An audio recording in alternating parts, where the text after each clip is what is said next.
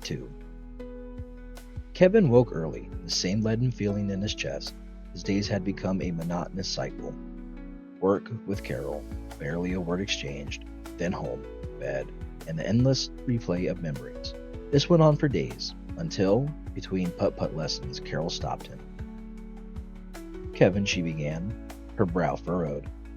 "You always look like you're about to, I don't know, cry or kill someone. Sometimes a mix of both." She trailed off, looking at the ground. Kevin shrugged, his voice flat. "Maybe I am." He turned and walked away, telling Carol he felt sick. The next day, he skipped work. Lee's picture sat on his desk, a constant reminder of what he'd lost. The Doors played softly in the background, their mournful melodies echoing the emptiness inside him. He stared at the photo, the memories flooding back, and the tears started to flow. He cried for an hour, a raw, gut-wrenching release. He ate a burger, a small mechanical act, then the tears came again. His father was at work, so he grabbed a beer from the fridge. One became 2, then 3. By the time his father came home, Kevin was passed out, the 10th empty can hidden under his bed. His father wouldn't notice. Not yet. Another day blurred into the next. He woke in the same clothes, the same fog of grief clinging to him. A text message blinked on his phone. It was his boss, Pete, asking if he was coming back to work or if they should find someone else. Kevin's fingers flew across the keyboard, a furious message forming, ending with a defiant, "Take this job and shove it." He stared at the screen, his thumb hovering over the send button. Then, the image of his father flashed in his mind. His father, working tirelessly to support them, cooking meals, paying the bills. Kevin needed the job. He deleted the message, every word vanishing with a touch. "Yeah, I'm feeling better. I'll be in tomorrow, first thing," he texted back. He turned on a video game, the hours melting away in a haze of pixelated violence. He needed to be up in 5 hours. He took a quick, perfunctory shower, the water barely registering on his skin. Naked, he lay in bed, Lee's picture on the pillow beside him, and he set his alarm. Sleep came quickly, a deep, dreamless oblivion. The alarm jolted him awake. He stumbled out of bed, the short, restless sleep leaving him groggy. The morning routine was a blur.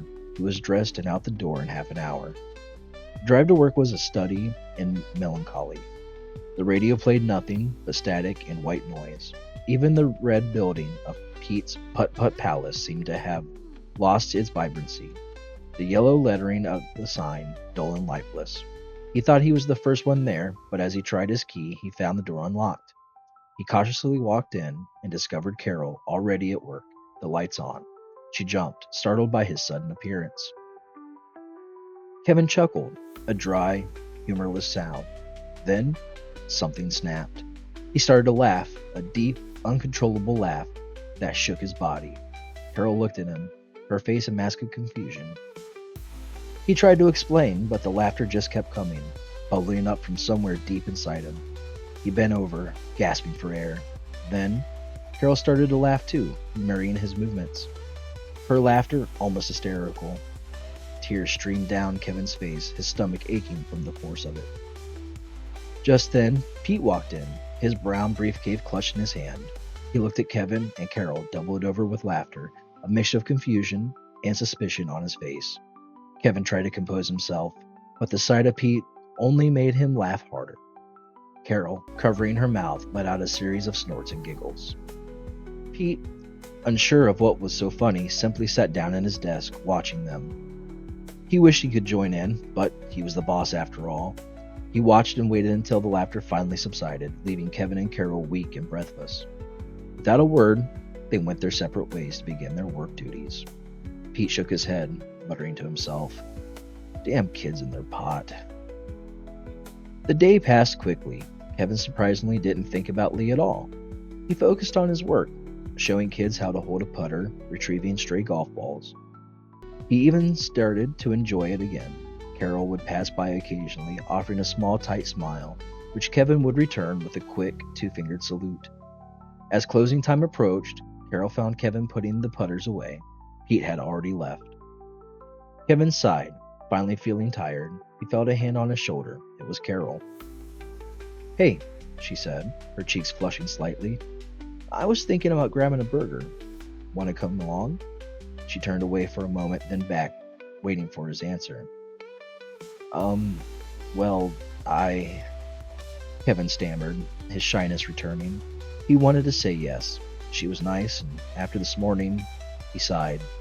"I mean, I'll pay," Carol offered, a wide smile spreading across her face. "Yeah, okay," Kevin finally managed to say. End of part 2. Thank you.